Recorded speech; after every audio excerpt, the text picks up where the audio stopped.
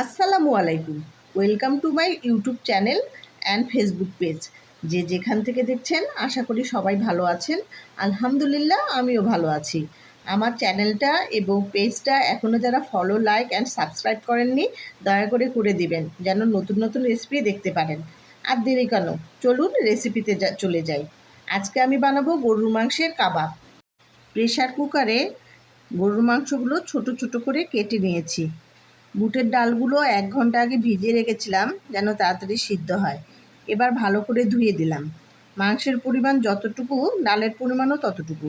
এবার এক এক করে সব মশলাগুলো দিয়ে দিব। প্রথমে দিব আদা পেস্ট, জিরা পেস্ট, রসুন পেস্ট, সয়া সস, হলুদের গুঁড়া, লবণ, ধনিয়ার গুঁড়া, মরিচের গুঁড়া, গরম মশলার গুঁড়া।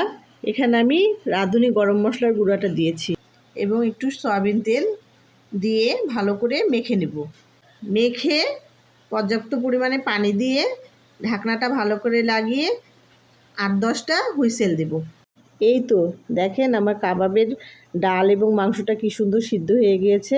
এখন এটা আমি শিলপাটায় ভালো করে মিহি করে পিষে নেব।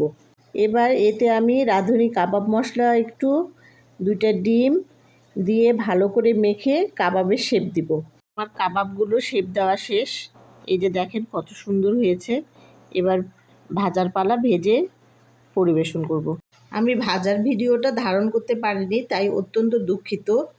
আমার কাবাবগুলো দেখতে যেমন লোভনীয়, খেতেও অনেক সুস্বাদু হয়েছে। আপনারা বাসায় অবশ্যই একবার হলেও বানাবেন এবং আমাকে কমেন্ট করে জানাবেন। আজ আর না, ভালো থাকুন, সুস্থ থাকুন। ইনশাআল্লাহ নতুন কোনো রেসিপি নিয়ে আবারও চলে আসবো আপনাদের মাঝে। সেই পর্যন্ত আল্লাহ হাফেজ।